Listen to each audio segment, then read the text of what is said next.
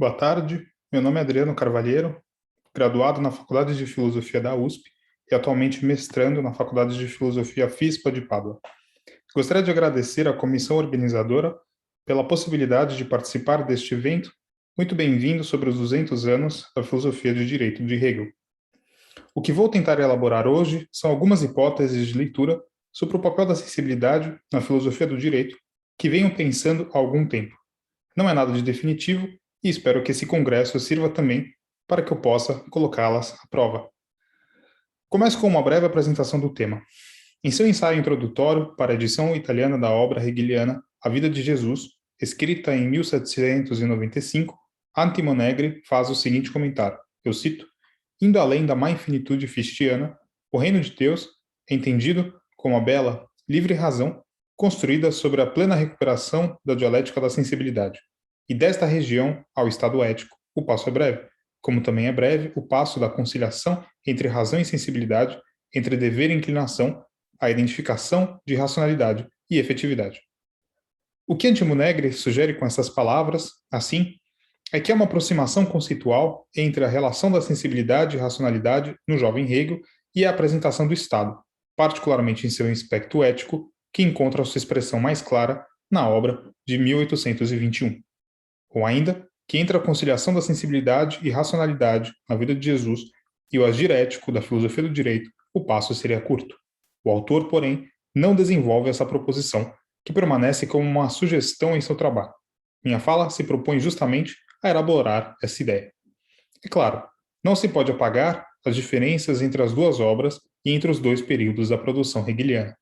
De um lado, um jovem Hegel ainda muito ligado às expectativas que uma ação moral, mediada pelo primeiro cristianismo, poderia trazer em termos de reconciliação social.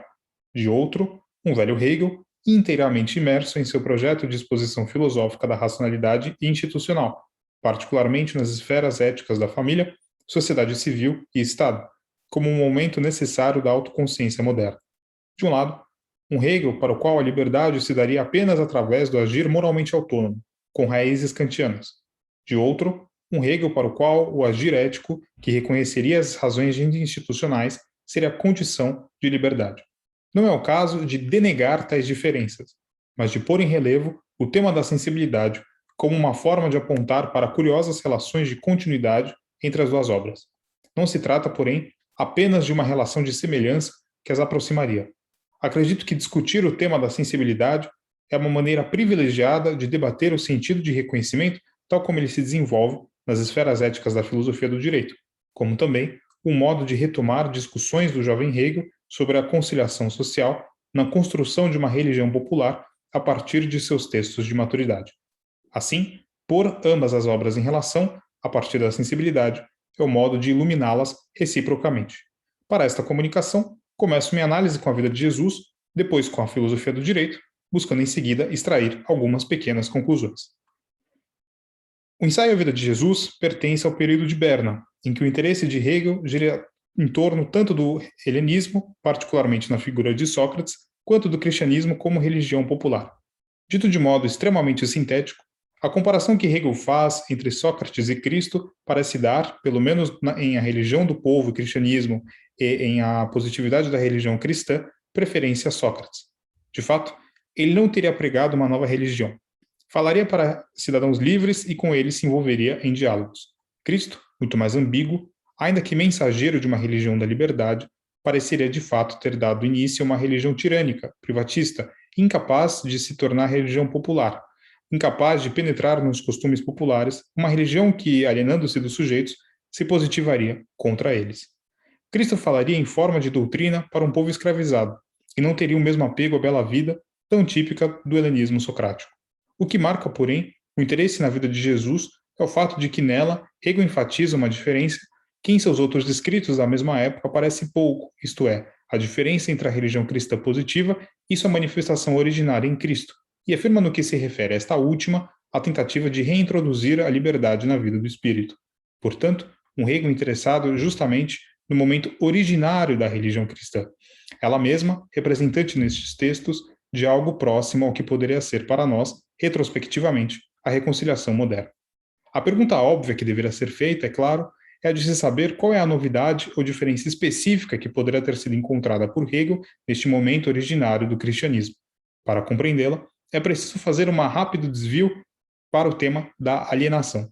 De fato, talvez a ideia mais importante para compreender a vida de Jesus é a alienação, que não aparece explicitamente como palavra, mas que permeia toda a sua discussão acerca da positividade da lei. Dito de modo simples, uma lei se justifica pelos processos normativos que expõem sua origem racional para os sujeitos.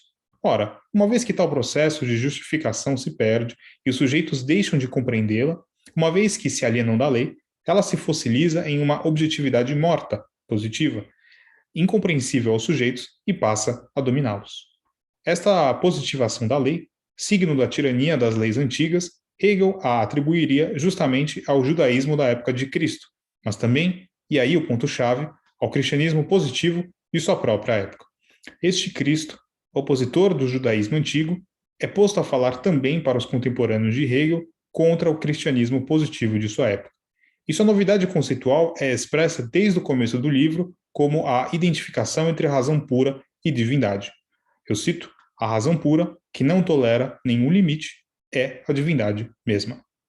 Ora, quem fala de razão pura, fala também de Kant, e não é surpresa para nenhum leitor da vida de Jesus que Hegel se alia nesta obra a certo modo de considerar a razão prática kantiana. Digo certo modo, pois não se trata de uma concordância direta com Kant. Ao menos não o Kant da segunda crítica.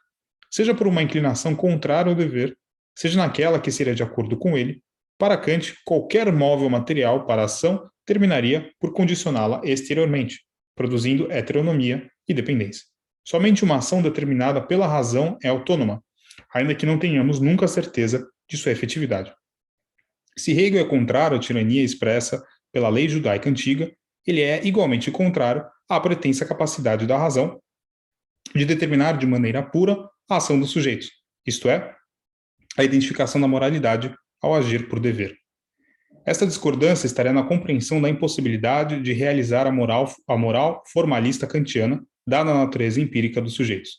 Nesta incapacidade de um formalismo puro, Hegel seria capaz de encontrar um ponto que aliaria a lei tirânica dos povos antigos à lei kantiana.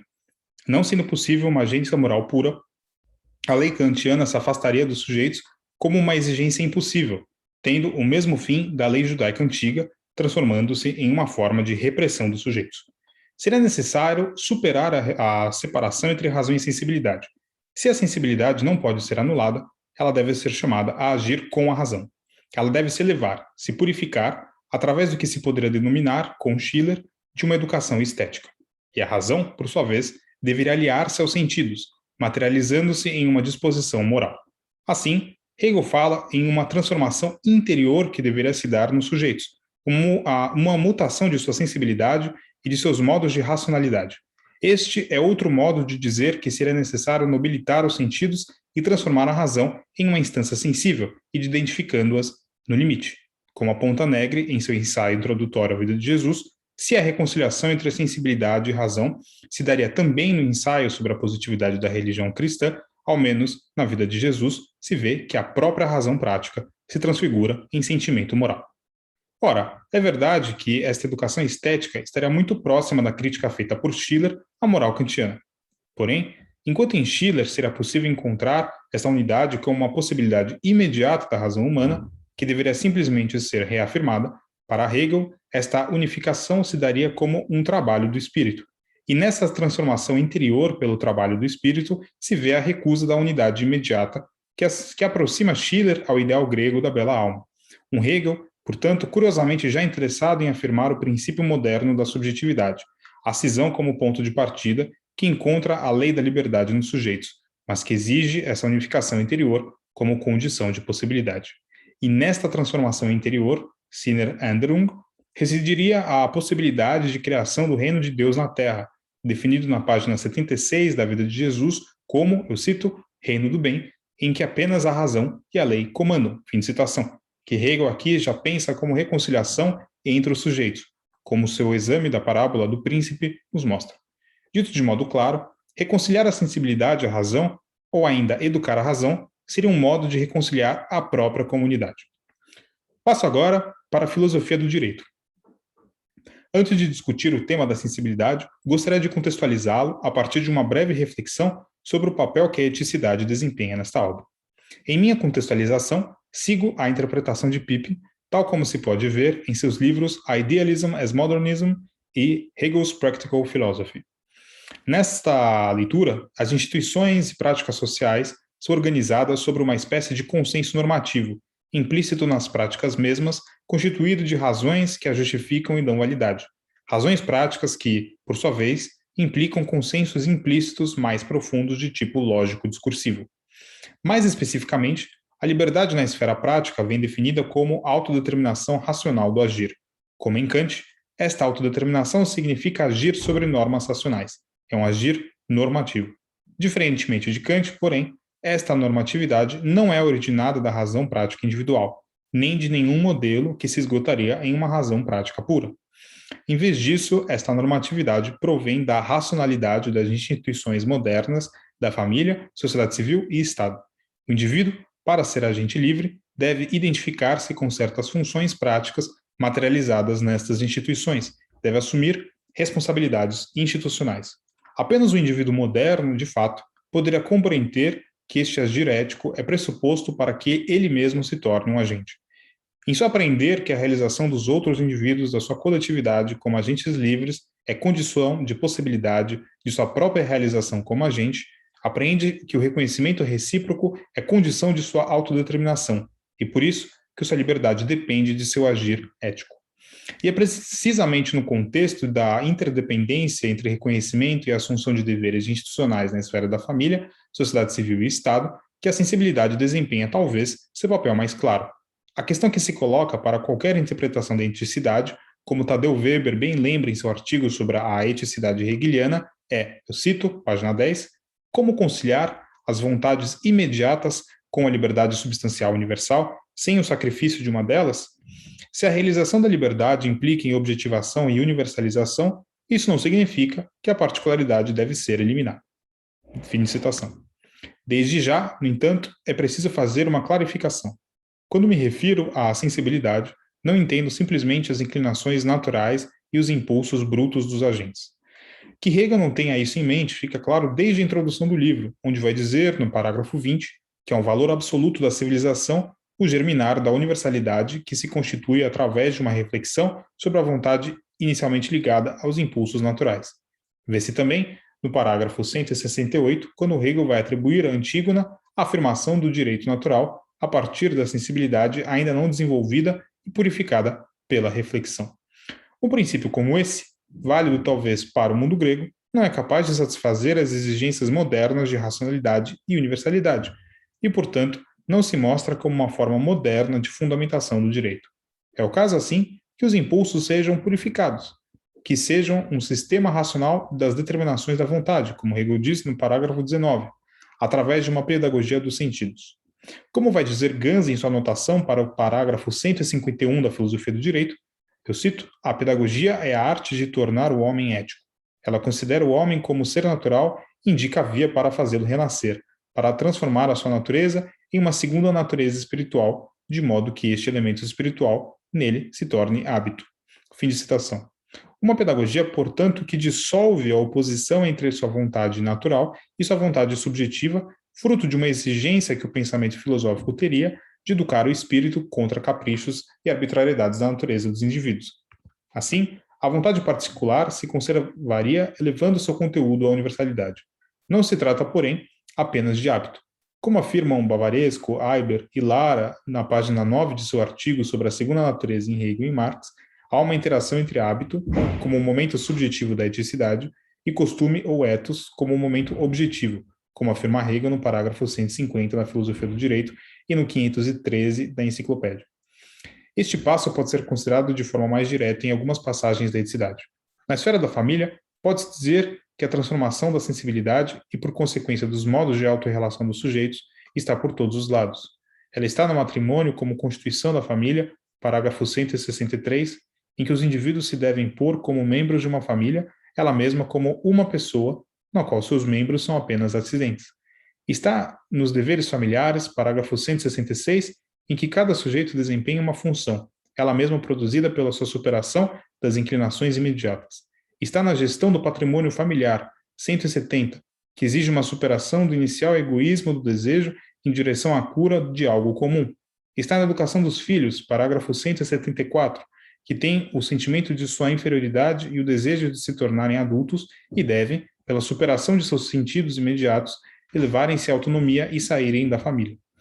A família, como Hegel diz no parágrafo 176, possui a sua realidade na disposição de ânimo subjetiva dos indivíduos, de que deriva a sua acidentalidade. Ainda que seja possível educar os sentidos dos indivíduos, não é possível obrigá-los a entrarem em certas relações de ânimo. Como tal, a família permanece sempre um âmbito essencial da eticidade, mas ao mesmo tempo pode não se realizar. A esfera da sociedade civil, por sua vez, põe em relação o egoísmo dos indivíduos em um sistema de necessidades ou de interdependência recíproca. Não se trata, porém, de simples afirmação cega dos impulsos naturais. Os indivíduos, como Hegel mostra no parágrafo 187, tornam-se membros da sociedade civil mediante o trabalho, que educa sua naturalidade em uma formação que os põe em uma relação produtiva e reflexiva com o mundo. Fazendo uma sugestiva oposição com as necessidades animais no parágrafo 190, que não se alteram, Hegel mostra no parágrafo 191 como as necessidades humanas são aperfeiçoadas a partir de um desenvolvimento cada vez maior da racionalidade de seu sistema produtivo, criando-se meios para fins e meios para estes meios, em uma cadeia progressiva de sofisticação. Neste mundo do trabalho, são todos considerados como membros iguais da sociedade civil, parágrafo 193, e Hegel não deixa de nomeá-la, no parágrafo 239, de família universal. Nova mudança da autorrelação que adquire uma especificação nas corporações. De fato, no que os trabalhadores se inserem em suas respectivas corporações, no parágrafo 253, no que se consideram membros de uma totalidade, perdem seu egoísmo e adquirem um modo de vida que lhes é adequado, sem precisarem demonstrar continuamente seu valor para os outros. Por fim, no Estado, é pela obediência aos deveres que o cidadão se torna membro da totalidade e tem a consciência, e no parágrafo 261, o sentimento de ser. E participando do Estado, os cidadãos passam, no parágrafo 296, por uma educação dos sentidos e do pensamento que os introduz a interesses universais, dissolvendo suas paixões e interesses subjetivos, seus egoísmos e vinganças próprios à esfera subjetiva. O que todas essas experiências poderão significar? Precisamente que, quando Hegel fala de reconhecimento, trata-se de uma disposição muito mais incisiva do que simplesmente uma formação formal dos outros como meio para a autoafirmação. Trata-se, se esta interpretação estiver correta, de uma reconfiguração dos modos mesmos de sentir, de se relacionar aos outros. Trata-se de uma reconfiguração dos modos de experienciar o mundo do espírito e o modo como o sujeito se vê. Uma reconfiguração necessária se de fato o reconhecimento do outro é condição para que as razões institucionais sejam não apenas legítimas, mas antes de tudo reconhecidas como decisivas para que o sujeito se realize como pessoa. Elas são essenciais porque na ação ética o sujeito realiza os tecidos sociais que permeiam a sua vida. Elas são essenciais porque tal vida já não se vê como individualidade atomizada, tendo a sua teia de relações parte constitutiva de si mesma. Para usar uma expressão do jovem Hegel, estaria em jogo aqui uma transformação interior dos sujeitos. E voltando para o início da minha fala, lembraria de um passo muito sugestivo da vida de Jesus, que poria em questão a identificação imediata entre a transformação interior com a esfera da moralidade, pois aqui está em jogo a eticidade. Indagado por Nicodemo sobre como seria possível ao ser humano entrar no reino de Deus, uma vez que suas inclinações naturais aparentemente o impediriam de elevar-se a inclinações superiores, Jesus responderia, nas páginas 69 e 70 da edição italiana, que, eu cito, o homem, enquanto homem, não é um ser de todo sensível. A sua natureza não é simplesmente limitada às inclinações do prazer. Há nele também um espírito. Lhe foi concedida uma parte da hereditariedade de todo o ser racional. A divindade distinguiu o homem do resto da natureza, dotando-o de razão. Sua destinação não condena as inclinações da natureza, mas as dirige e nobilita. E Jesus termina sua fala dizendo que apenas aqueles que, eu cito, desconhecem tal luz interior se subtrai do esplendor da razão, que ordena a eticidade como dever, no momento em que suas obras mas resistem a esse esclarecimento que o encheria de vergonha, de desprezo de si e de arrependimento. Fim de citação. Ora, após essas elaborações, Antimonegre parece certo em aproximar neste uso da eticidade o uso que Hegel fará posteriormente, na medida em que se trata justamente de um dever que considera o ser humano como um todo, não abstrai da sua sensibilidade, põe em relevo a perda de si causada pela não obediência e, portanto, sua necessidade para que o indivíduo se reconheça como pessoa dentro do que aqui vem denominado de reino de Deus. É verdade que falta um elemento decisivo, que é a inserção desta racionalidade nas instituições sociais que precedem os sujeitos e a relação dos sujeitos com elas. De todo modo, está presente o elemento da transformação dos sentidos que se vê com tanta força aparecendo nas esferas éticas do direito, e curiosamente para fins muito próximos de elevar a racionalidade, no caso volitivo, à efetividade. Assim, em conclusão, pode-se, em primeiro lugar, dizer que a presença da sensibilidade em tantas passagens cruciais da filosofia do direito é um forte indicador de como se deve compreender o termo reconhecimento nesta obra. Trata-se de um processo social que altera a disposição dos sujeitos, até mesmo sua sensibilidade, afastando-a de sua naturalidade imediata e levando-a à purificação, que em Hegel significa também sua conexão à esfera ética.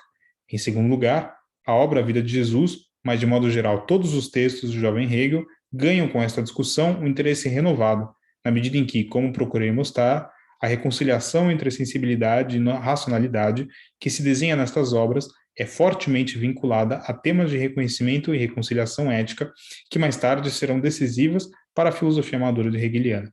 E, por fim, se ganha também a ocasião de problematizar interpretações de Hegel nas quais o corte entre seus momentos filosóficos se mostra como absoluto, na medida em que fios de continuidade, conexão e suspeitas se fizeram ver de maneira enriquecedora. Bom, era isso que eu tinha para dizer. Eu agradeço e